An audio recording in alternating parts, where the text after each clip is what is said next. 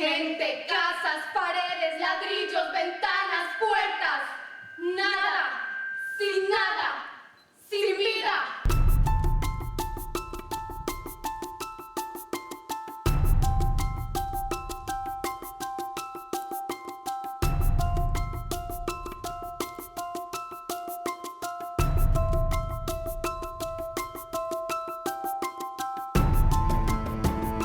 Aproximadamente para el 2005, San Carlos, de tener una población de 24.000 habitantes, pasamos a tener 5.000.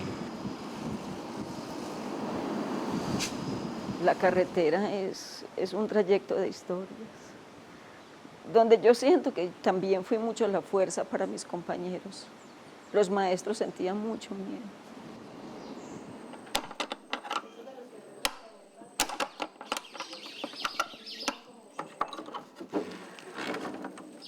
Quería tener como en archivo todo lo que estaba sucediendo, porque esas publicaciones creía yo que más tarde le iban a servir no solo a las víctimas, sino también a las formas como la justicia podía actuar con ellos y no les podía negar nada de lo que había sucedido.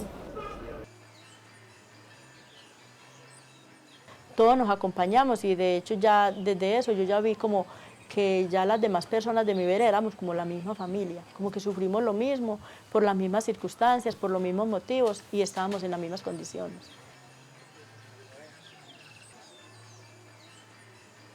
Entonces nos toca vivir una especie de persecución a las personas que de una u otra forma trabajamos en diferentes instituciones sociales o con la comunidad, o que de una forma tendríamos algún proceso social con la comunidad. Y nos convertimos prácticamente en objetivos para los diferentes grupos armados.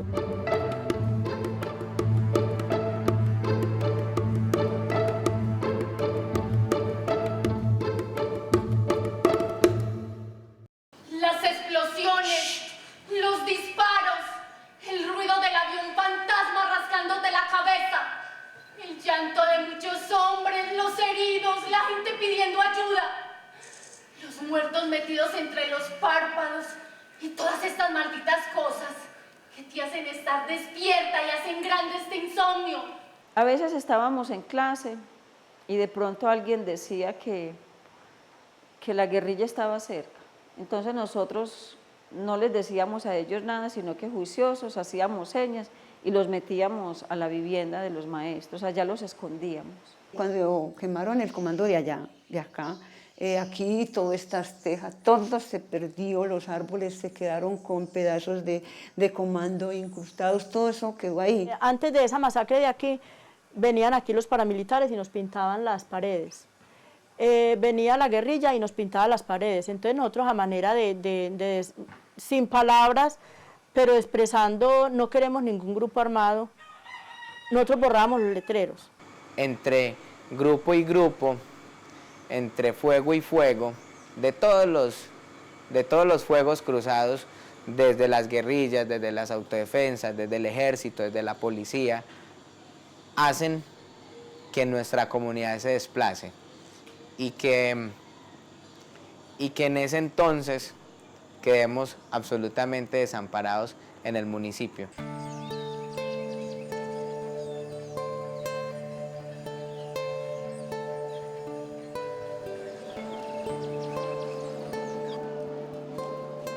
No era capaz de dejar el pueblo. Me decía, pero ¿por qué vamos a tener que dejar el pueblo a las gentes? Tenemos que tener valor. La resistencia nos permitió a nosotros construir un nuevo pueblo. Un pueblo lleno de esperanzas, un pueblo lleno de un eterno presente. Desde muy niños, desde los 7 años, 8 años empezamos en teatro y entonces esto yo creo que nos dio unas herramientas para resistir, pero no solo a la violencia, sino resistir a todo. Nos fundamentó, nos dio bases para hacer cosas, para decir, para denunciar. Entonces, en medio de tanto miedo, como decimos en la obra, el arte es nuestro escudo y es nuestra voz. Éramos los encomendados, los propios para decir esto, para denunciarlo. Y así fue que nos quedamos. Ausencias, quejas, dolores, disparos, y yo con estas ganas de volverte a ver. Algún día vas a regresar y ojalá lo hagas con todos tus sueños completos. ¿Cómo empezó todo esto? ¿Cómo empieza un río? ¿Cómo empieza un río que bravista en crespo y arrastra con todo lo tuyo? ¿Qué sabe el ojo del agua? ¿Qué sabe la mano perdida entre las arrugas de las montañas? De estas tristes y maravillosas montañas, de los destrozos, la desolación y la muerte que va a causar en el valle. ¿Cómo empezó todo esto? Quiero saberlo. Quiero saber qué pecado cometí y cuándo lo cometí, porque esto es un castigo. ¿Cómo empezó todo esto? Jura por Cristo, por mi hijo muerto, que supe ser una madre, supe ser una buena madre.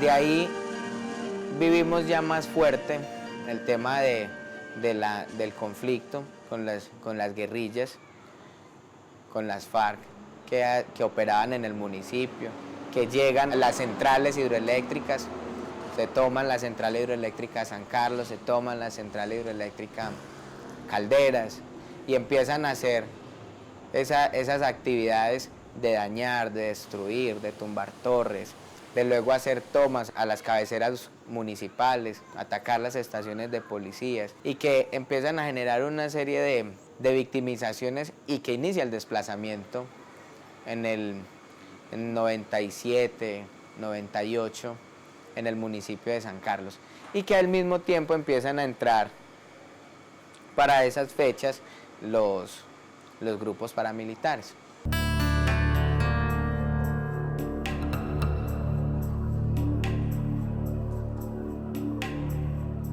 En la mitad de la procesión, cuando vimos a todo el mundo y que tenían acá pues esto de FARC, entonces todos nos abrimos a correr y dejamos al padre. Y corrimos todos, pero para la casa. Entonces, ¿ya qué íbamos a hacer? Asomarnos por rendijas, aquí hay una ventana también afuera, a ver qué pasaba.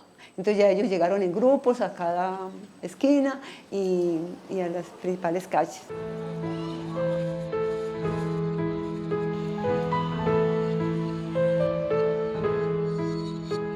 La calma de los quebrados nos duró muy poquito tiempo, porque cuando nosotros venimos a vivir aquí, más o menos en el año 92, no estoy muy bien de los años, pero más o menos en el 94 o 95, los grupos armados nos empezaron a asesinar personas.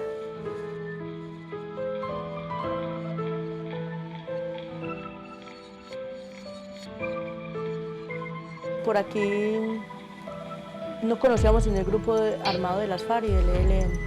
En ese entonces no conocíamos grupos de autodefensas. Aproximadamente para el año 1997, a través del Magdalena Medio, los grupos al margen de la ley, que están bajo el mando de Doble Cero, llegan al municipio. Es así como empieza el recorrido de las autodefensas para el municipio a partir del corregimiento del Jordán.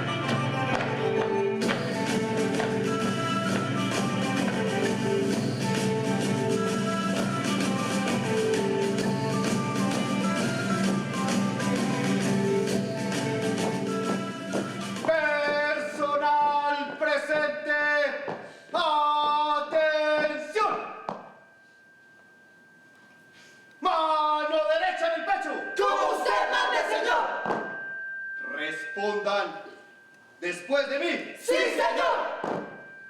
La bandera de mi patria de 3 luces se vistió. Roja. ¡Sangre de abuelitos que supieron pelear! Azul. ¡Infinito y mar! Amarillo.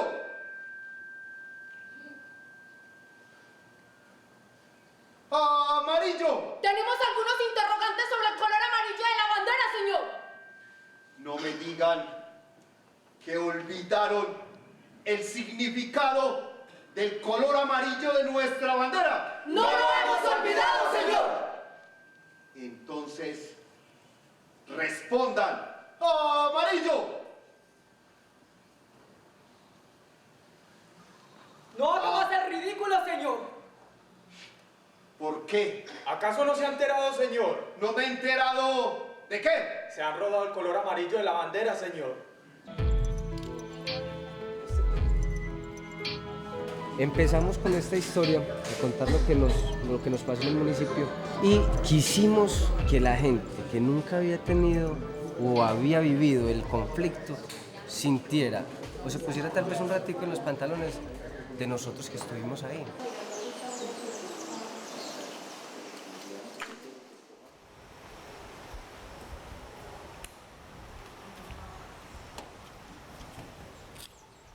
Después de escuchar tiroteos, explosiones toda una noche, nos despertábamos al otro día, mirábamos por dónde habían sucedido los hechos o preguntábamos y nos veníamos. Nosotros nunca, por miedo de lo que hubiese ocurrido la noche anterior, nos quedábamos en San Carlos. Entonces nos veníamos y uno traía preparada la clase, pero cuando llegábamos acá entonces empezaban las historias. Profe, es que a mi tío se lo llevaron, entonces ya no podíamos dictar una clase, teníamos que estar con los niños. Desde temprano se sentía ya el rumor de que iba a haber algo. Ya uno estaba como prevenido. Entonces nos escondíamos en las casas. Nadie ya salía porque estábamos esperando algo que iba a suceder. Cuando estaban atacando para este lado, que por acá, por esta calle de atrás, uno sentía la bala, la gente gritar, pedir auxilio. Entonces uno se iba hacia adelante a ver, pero no salía. Nadie salía de las casas.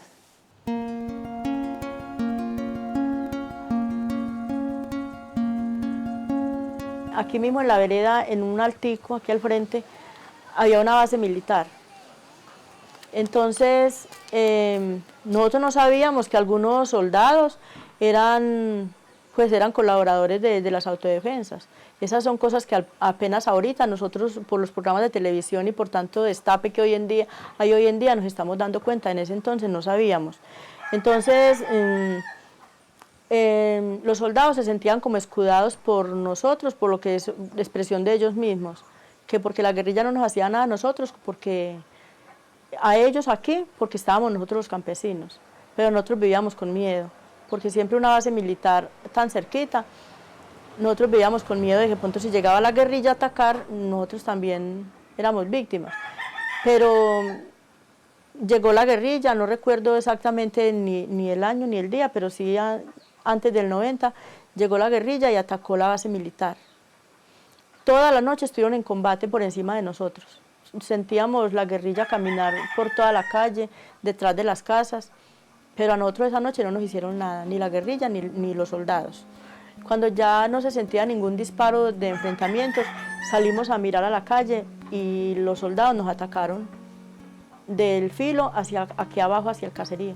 Entonces, la acción comunal, pues ya que era un hecho que no era enfrentamiento, sino que ya fue el ejército que nos disparó y nos atacó, nos fuimos a la personería, denunciamos el caso y el ejército se lo llevaron de ahí para otra vereda que se llama El Chocó.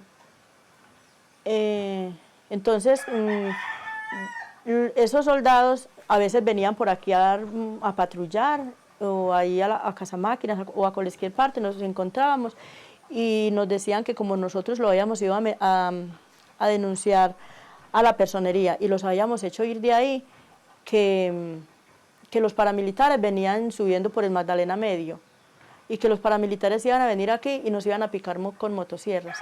¡Usted! Sí, usted, de pie.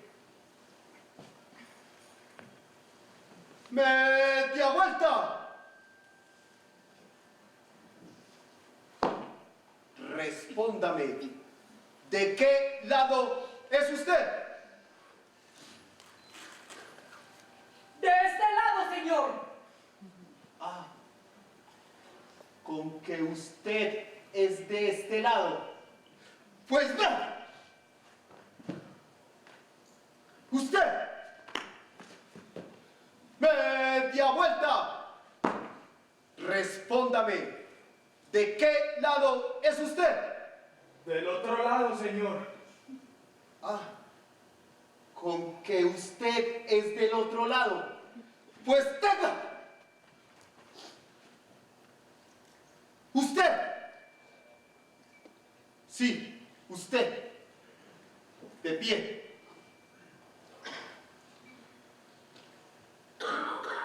Media vuelta. Respóndame. ¿De qué lado es usted? Yo, señor, Sí. soy una campesina. Ah. Con que usted es una campesina. Muy bien. ¿Y esta huevona cree que los otros dos eran doctorcitos o qué? ¿Y ustedes? ¿De qué lado son? En San Carlos tuvimos cosas bastante complejas. Bueno, se dividía en dos zonas. La zona, por ejemplo, de San Carlos hacia arriba, por ejemplo, lo que era hacia la carretera hacia Granada, era un territorio de un bando, ¿cierto? De un bando armado. Y de San Carlos hacia San Rafael, por una parte que se llama Jordán, era de otro bando. Entonces, nosotros en el tiempo donde empezó la guerra del 96, 97, 98, que fue muy crudo, o sea, fue una cosa terrible, masacres, desplazamiento forzado, pero masivo.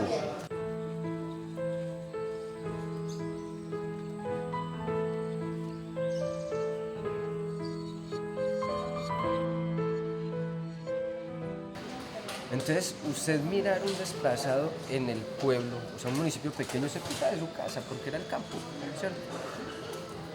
Con sus cajitas, porque el campesino no carga maletas, con sus cajitas, sus costales, su sombrero, sus manos sucias, sus uñas llenas de tierra todavía, porque estaba escarbando la tierra, de sacar sus productos, y tener que salir corriendo con sus 4 o 5 pelados, o en el campo es más, 6, 7 muchachos, ¿cierto? Su esposa, la mamá de él que todavía vive con él en la casa, parados en una esquina, así, todos completicos, y mirando al Señor para todos lados.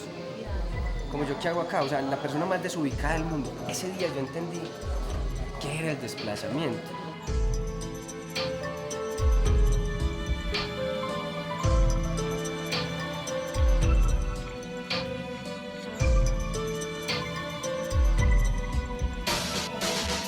¿También te vas? Sí. ¿Qué llevas en la maleta? Zapatos. Solo zapatos. ¿Por qué? Muy raro. No deberíamos llevar tantos zapatos. ¿Cómo te vas a desplazar si no llevas muchos zapatos? Estás insoportable. ¿Y qué? Me estoy desesperando y no respondo. ¡Hijo de putas!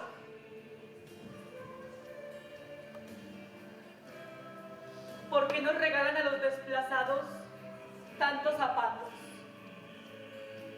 Para que nos alejemos y sigamos el camino. ¿Te queda un espacio en la maleta? No. Un espacio diminuto. No. Dejemos un par de zapatos y llevemos... Nada. Aquí solo debemos de llevar zapatos. Está bien.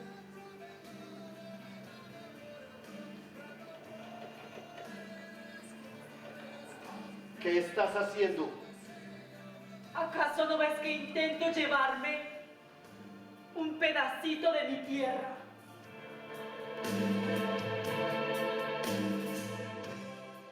Yo me desplacé en un tiempo del pueblo, ya pues de cierto modo fue una obligación de vida o muerte, porque el usted tener que dormir con los zapatos puestos es demasiado complejo, es muy maluco. Entonces la intención de mi mamá siempre fue que ella me decía, José, los papás nunca pueden enterrar a los hijos, eso a mí me ha marcado eternamente. El que mi mamá me dijera eso fue lo que hizo que yo me desplazara, que yo me fuera. Y yo me fui, pero yo no me aguanté, a mí me salieron ronchas en el cuerpo de estar en la ciudad. Yo me fui como 8 meses y yo no morirse se muere en el municipio y se muere bien, tranquilo, porque acá puede pasar un carro imprudente y lo puede arrollar a uno. Me volví para el pueblo y seguimos haciendo arte. Por la parte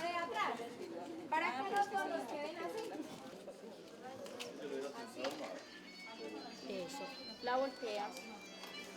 Nosotros un día nos terminamos la jornada y habían como 130, 145 estudiantes más o menos, habían en esa época. Y al otro día vinimos y encontramos 30. Nosotros, ¿dónde están? Se habían desplazado, pero no, aquí esta vereda no fueron amenazados, sino que había ocurrido una masacre en Dos Quebradas. Y a alguien se le ocurrió decir que la próxima vereda que seguía era Vallejuelo, porque era un caserío. Entonces la gente se fue y nosotros seguimos con esos 30 muchachos. Y no nos fuimos y los padres de familia nos salían por las tardes cuando regresamos. ¿Cómo está la vereda? Bien. ¿Cómo les fue? Bien. ¿Qué hay por allá? Nada. Entonces, ¿será que nos podemos ir? Claro, vámonos, vuélvanse, es que no podemos abandonarlos. Ya hay comerciantes. En ese tiempo eso truncó esa esencia de adolescencia y separó esa etapa. O sea, no se pudo quemar esa etapa de adolescencia, de disfrutar, de salir a las calles a jugar, de ir a tomarte un fresco con tus amigos, porque en ese tiempo nos tocaba encerrarnos a las 5 de la tarde, incluso antes porque el pueblo era fantasma y nos daba miedo salir.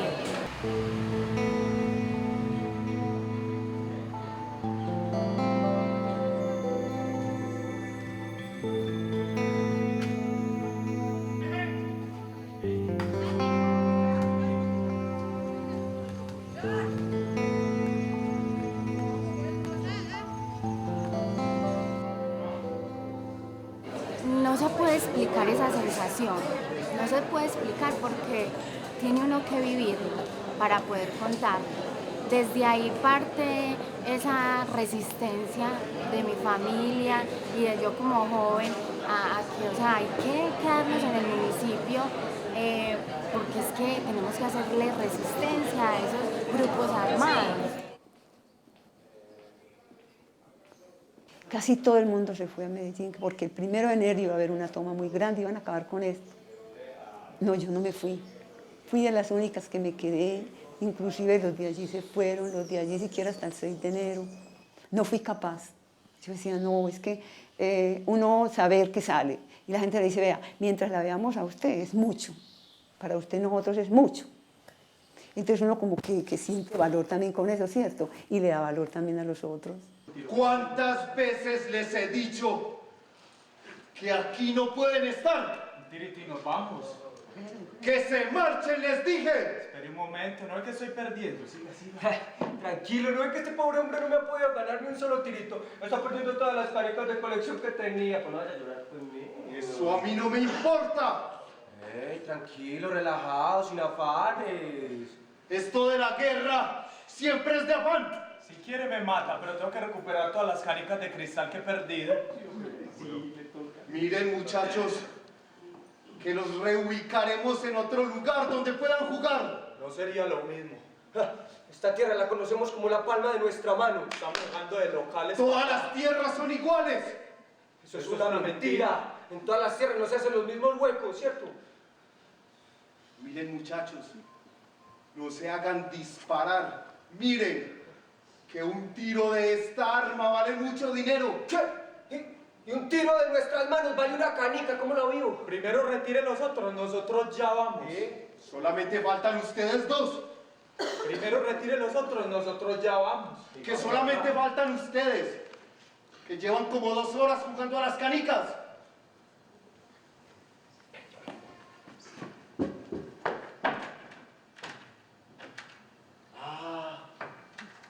Sí, es verdad. Ya retiraron a todos los otros.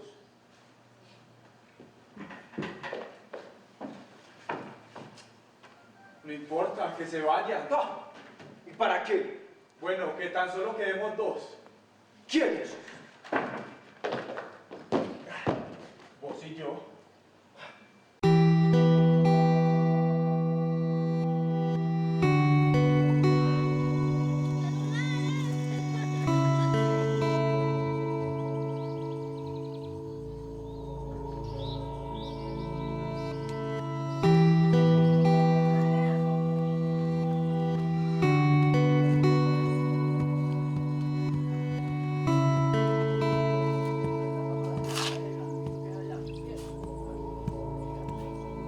estos grupos armados hacían que la gente se fuera, o sea, para ellos quedarse en el campo, y la gente no se iba, la gente se quedaba igual, cuidando su vaquita, cuidando sus tomates, cuidando sus pescados, que era muy duro y muchos que hicieron resistencia a eso, incluso hoy ya no están, pero otros que lo hicieron no dejaron que cayera y hicieron que, como le decía ahora, se motivara a otra gente a volver al campo.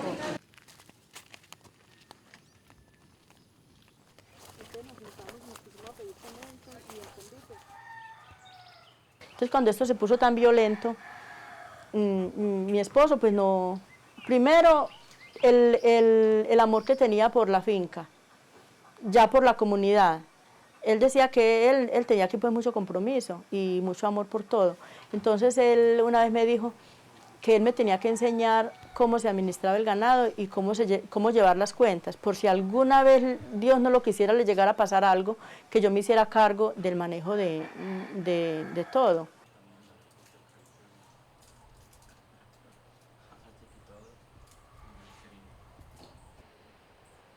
El ganado se lo robaron, un grupo armado se lo robó el 31 de octubre del 2001. Los niños le suplicaron que no se llevaran al menos las vaquitas de leche, que era con lo que nosotros vivíamos, del producto de la leche. Y entonces le contestaron, no, váyanse para la casa, que nosotros estamos haciendo un mandado. Después de eso lo mataron en abril del 2002. O sea, pues que como a los 5 meses de haberse llevado el ganado, a mi esposo lo mataron por la parte de arriba. Ese sí no se declaró nunca quién lo mató, pues no, lo cierto del caso fue que lo mataron. El recorrido por esta carretera todos los días había que hacerlo con mucha fuerza y venciendo los miedos de los días y las noches anteriores. Yo salía de mi casa con un radio y cargaba el rosario, empezaba rezando. Entonces uno escuchaba la Santa Misa. De esa forma era que uno evitaba escuchar cómo caían los árboles. A veces a uno lo saludaban de un monte y uno no miraba, no decía, ni siquiera se atrevía a pensar quién era. Y uno no entendía quién lo estaba conociendo a uno desde un monte. Nos gritaban, profe, y nosotros simplemente seguíamos el camino. No mirábamos porque era mejor no ver a nadie para no tener que hablar nada. Eso nos ayudó también a conservar la vida. En el municipio de San Carlos, en la comunidad sancarlitana, hicimos varias actividades para generar de cierta manera una resistencia. No era solamente quedarnos viendo pasar el conflicto y a los armados por nuestras casas, por nuestros sectores, por nuestros barrios.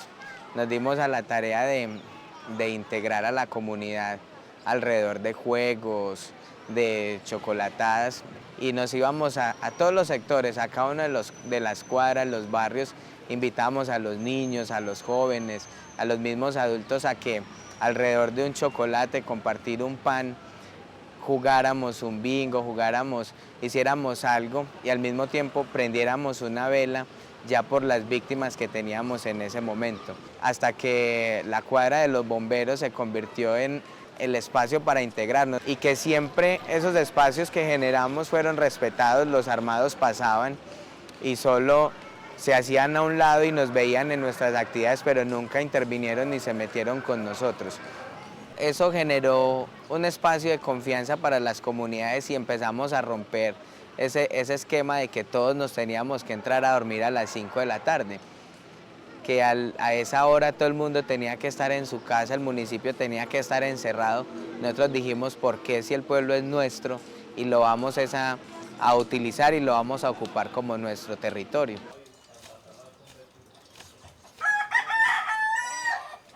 No quedarse uno, como le digo yo, uno quieto en un rincón llorando lo que pasó, igual muy doloroso lo que pasó, pero uno tiene que surgir porque hay vecinos, hay niños creciendo, hay nietos, ahí pueden ver que tengo mi niño, que yo tengo que darle un ejemplo de resistencia. Que los niños sepan lo que pasó, pero sanamente, no infundiéndoles que tomen venganzas y eso hay que vengarlo y que rabia y que no. Contarle lo que pasó, que no pueden ir por un mal camino, por lo que vuelve y genera una violencia. Cuando yo me fui desplazada para San Carlos, le ponían unos trabajos a mi niño en el colegio, que era redactar un cuento. Entonces me decía mi niño, mamá, tengo que hacer un cuento. Yo le dije, mijito, es que nosotros tenemos nuestro propio cuento.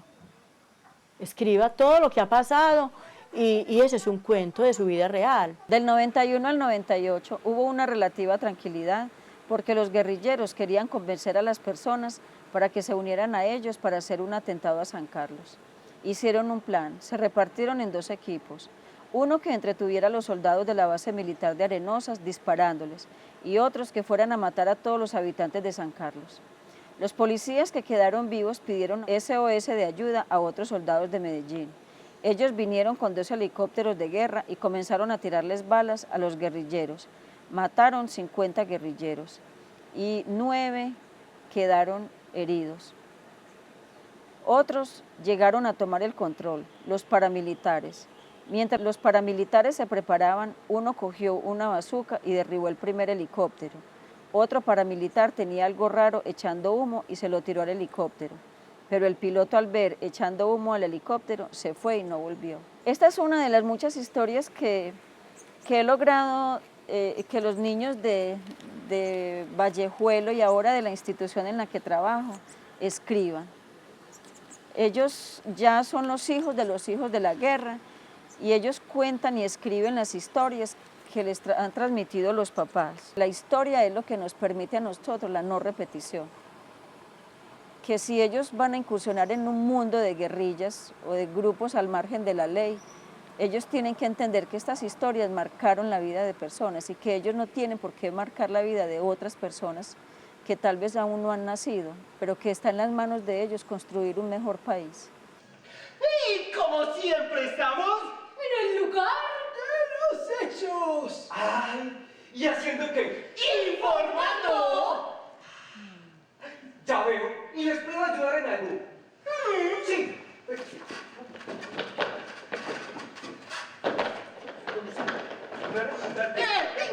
Cuéntenos, ¿es usted una víctima de todos estos hechos? ¿Y quién en este país no lo es?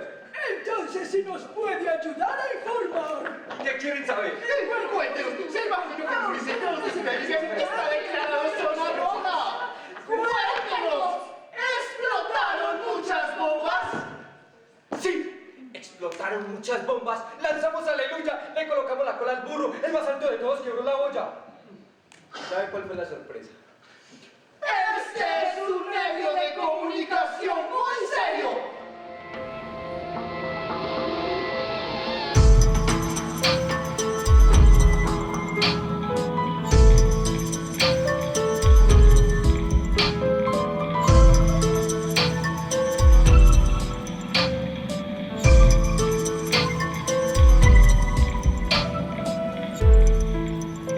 Pues yo pienso que sí faltaba cubrimiento, pues como porque ella, imagínate, trasladarse desde allá hasta aquí para buscar un periódico era mucho.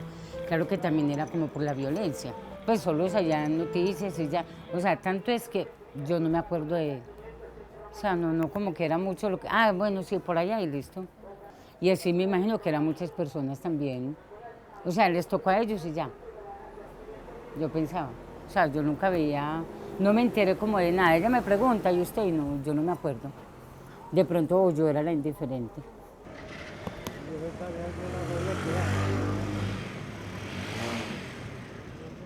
Es que como los colombianos no se podían conseguir en ese tiempo tan fácil porque no había acceso de carros a los pueblos. Si de pronto llegaba algún día un carro con la noticia de lo que había pasado el día antes, inmediatamente lo quemaban la prensa. Entonces nosotros nunca teníamos esto. Entonces los pocos viajes que habían, yo me vendía y venía hasta acá donde sabía que me vendían los periódicos con fechas, aunque sí me los vendían más caros porque no los vendían igual precio. Decían, si es de tal fecha vale tanto y si es de tal fecha vale tanto. Sin embargo yo los llevaba. se los llevaba también a las víctimas para que ellos tuvieran esa hoja completa, porque tampoco les permiten un pedacito. Esta fue una masacre también que hubo en el Samaná. Allá llegaron, atacaron al Samaná y la gente que había regresado, porque se atrevieron a regresar y volvieron otra vez y los atacaron. Miren aquí, este San Carlos se desangra por potas. Este también es de violencia. Primero que todo, a mí me ha gustado mucho la historia, así sea buena o mala. Y creí que esta historia pues no la iban a conocer más tarde los que estaban levantando. Entonces pensé, bueno, vamos a ver si todo esto que sucedió y que a todos estos familiares que han tenido ellos y que les van a contar, teniendo esta historia y leyéndola, tal vez no la repitamos.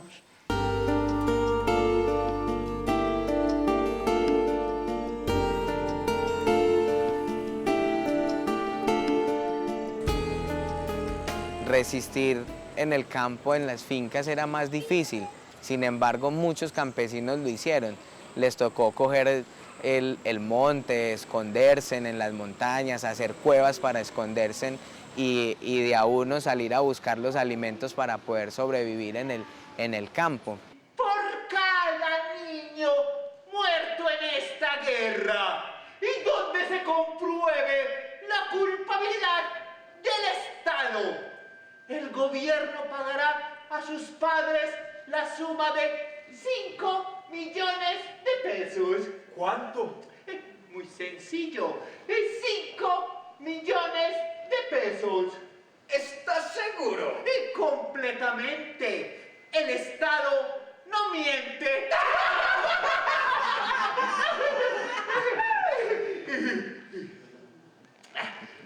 ¿Y cuáles son los requisitos de la convocatoria? Muy sencillo. Comprobar que exista culpabilidad del Estado. Entonces le tenemos una muy buena noticia. ¿Ah? ¿Y de qué se trata? Tenemos muchos hijos para venderle a esta guerra.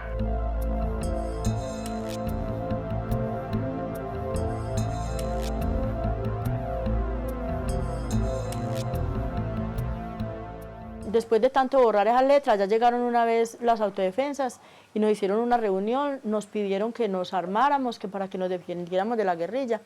Entonces, pues yo he sido un poquito conversadora y yo como que no soy capaz de quedarme callada ante muchas situaciones. Yo le dije, no, es que nosotros no tenemos por qué decirle a los niños que se armen, porque es que nosotros estamos, los campesinos, estamos levantando niños, es para que trabajen, que siembren comida. Y no para que se armen así como ustedes, no, nosotros no nos vamos a armar. Ay, que entonces con los otros grupos, ¿qué? Yo le dije, con los otros grupos también le decimos lo mismo, nosotros no necesitamos de que nadie nos cuide, ni que nos quiera, nosotros nos cuidamos y nos queremos solos.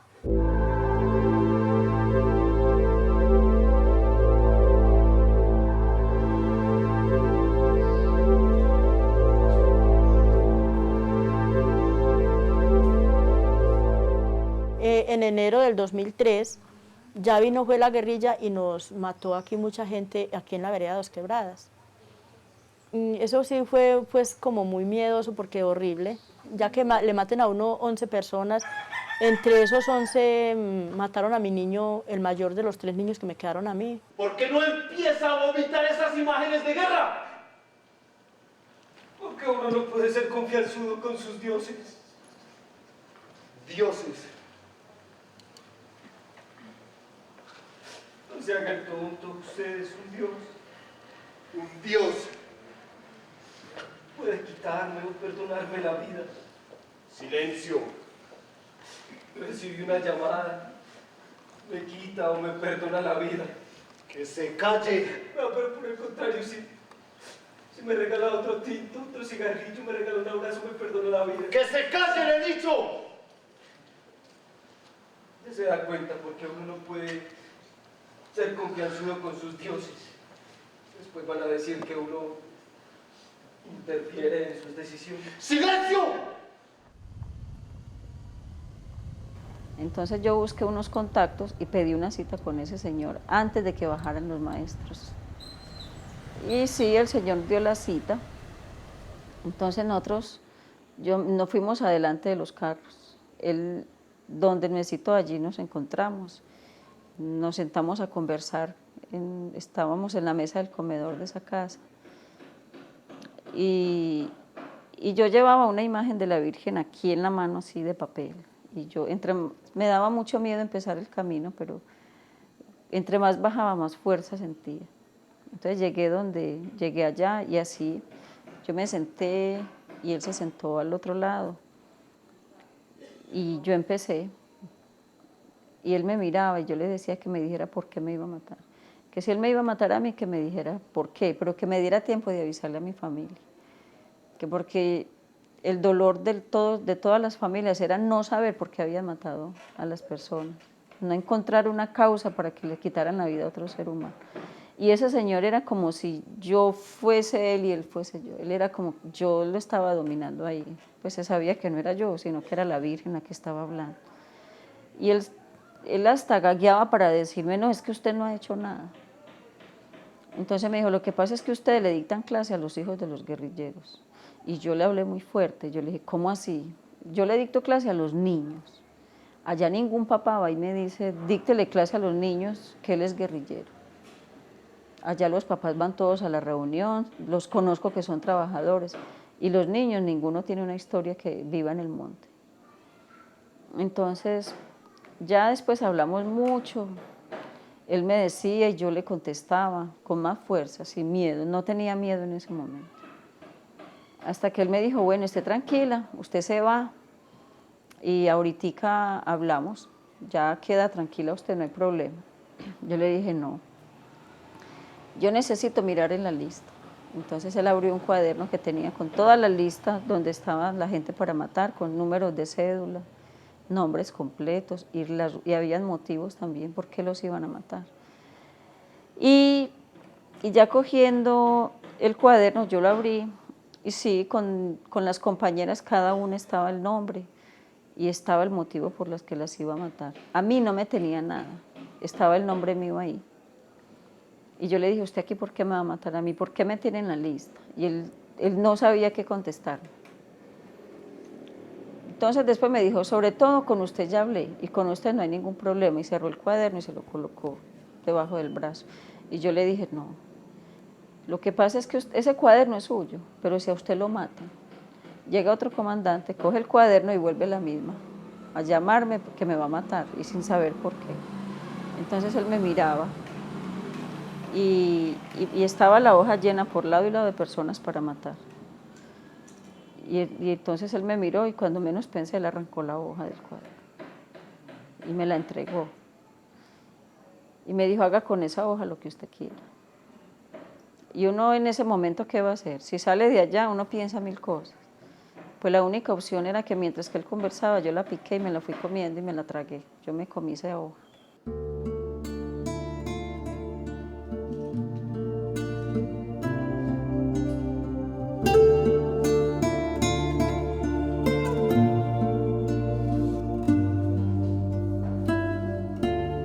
Yo siento que con esa hoja que yo logré tragarme, con esas listas, la Virgen le salvó la vida a todas esas personas.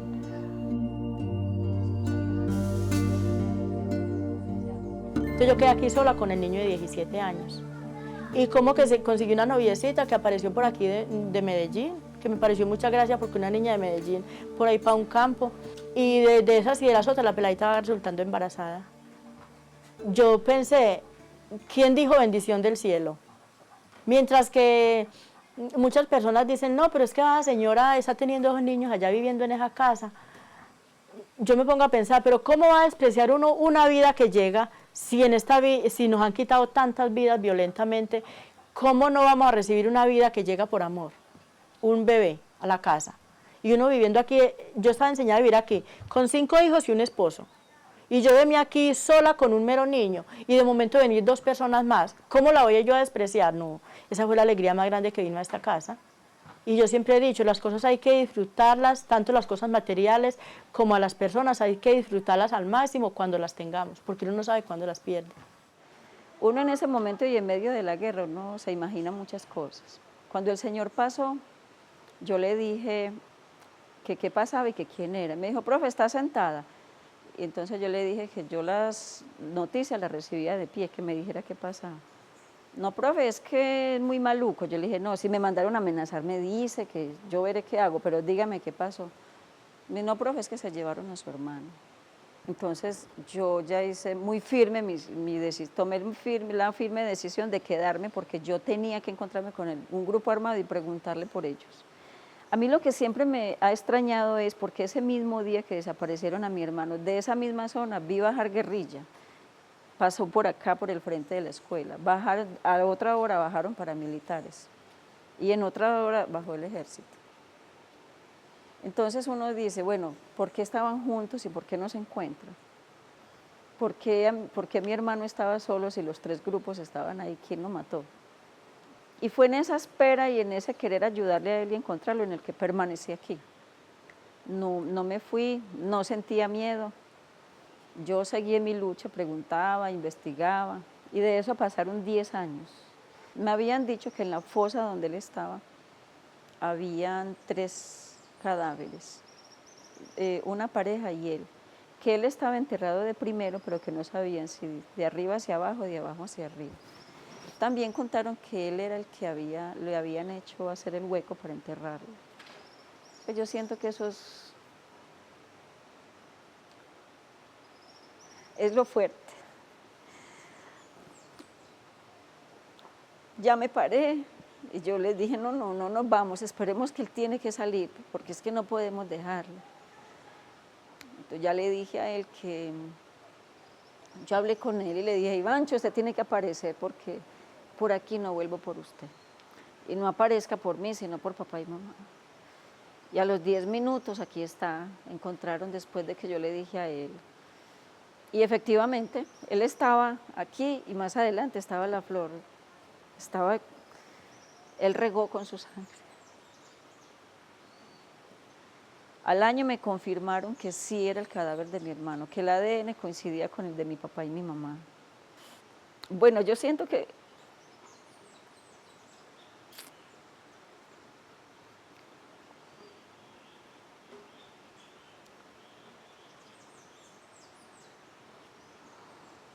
aquí en esta escuela conservé la esperanza.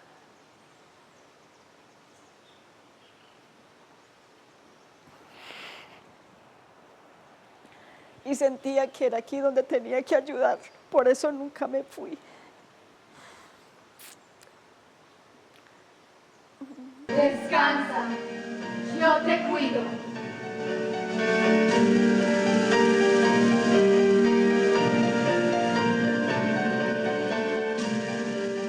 A pesar de que las personas que hicieron resistencia, las personas que hoy denominamos resistentes en el municipio, no tengan un amparo en la ley, no tengan un amparo en todo el proceso legislativo de la guerra en el país, para nosotros ha sido fundamental, y para la memoria histórica la resistencia es primordial, porque hoy somos quienes contamos la historia. Hoy los resistentes son quienes tenemos la posibilidad de tener una óptica y manifestar lo que se vivió en el conflicto de otra manera.